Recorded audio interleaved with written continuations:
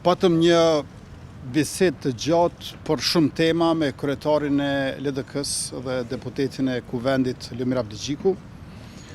Diskutuam për zhvillimet politike në Kosovë, për situatën e sigurisë, për politikën e jashtme dhe marrëdhëniet ndërkombëtare. Pastaj diskutuam edhe për shtetëndërtimin demokratik në vendin tonë, për drejtësinë, diskutuam edhe për progresin që kemi arritur, por gjithashtu diskutuam edhe për sfidat që na presin. E uruam njëri tjetrin në detyrat dhe funksionet që kemi. Gjithashtu u zotuam për komunikim dhe kontakte të drejtë për drejta, për bashkëbisedimet të frytshme, ashtu që të hapim, le të themi, një kapitull të ri të raporteve midis partive politike, midis qeverisë dhe opozitës.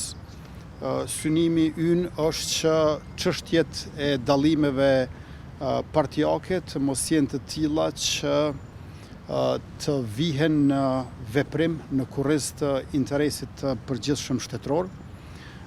Unë e falenderova edhe për votimin e marrëveshjeve ndërkombëtare, të cilët natyrisht vetëm me neve si shumicë nuk do të kalonin në kuvend pa 2/3. E tash e kemi edhe një sfidë tjetër, sepse sërish na duhen 2/3 për zgjedhjen e presidentit. Në njërin anë, ne nuk kemi garuar në zgjedhjet e 28 dhjetorit si lëvizje vetëvendosje me ndonjë emër të përveçëm që kemi thënë se do të jetë kandidati ynë. Pra lëvizja vetëvendosje nuk e ka një antar me libresë partije që synon të bëhet president. Por njësoj vlen edhe për dy partitë e tjera të mëdha tradicionale, PDK-n edhe LDK-n, që u konfirmua edhe nga takimi mbrëmshëm që kisha me kryetarin e PDK-s Bedri Hamzën edhe sot me kryetarin e LDK-s Lumir Abdixhiku. Pra, ne si parti politike nuk kemi pasur kandidat nga radhët tona.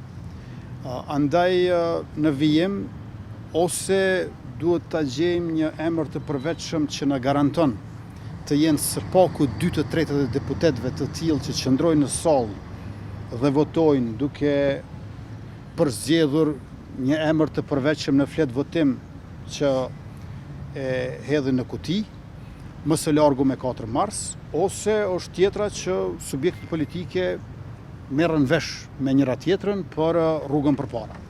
Tash në mandatin e kaluar,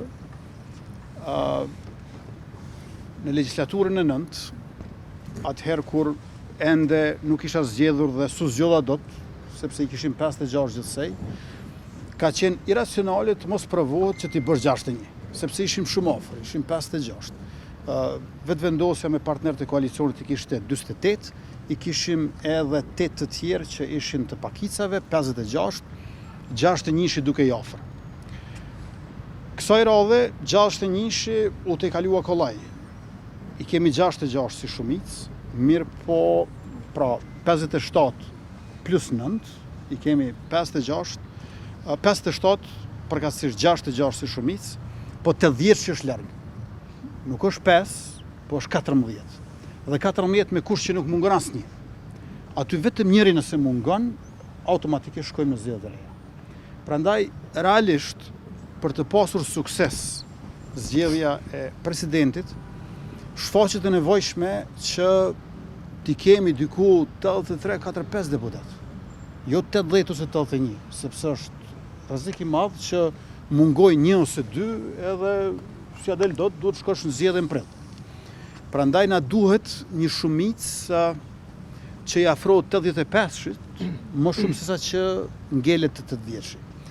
Kjo do të thotë që nuk është situatë e lehtë, por në vijim do të intensifikojmë bisedimet në mënyrë që ta kemi një zgjidhje për çështën e presidentit, për shkak se përgjithsisht përshtypja është që subjektet politike konsiderojnë që pas atyre 4 palë zgjedhjeve që i patëm, 2 lokale në 2 raunde dhe 2 parlamentare, nuk do duhet që dhe vitin 2026 gjysmën e parë të na marrin zgjedhjet e reja.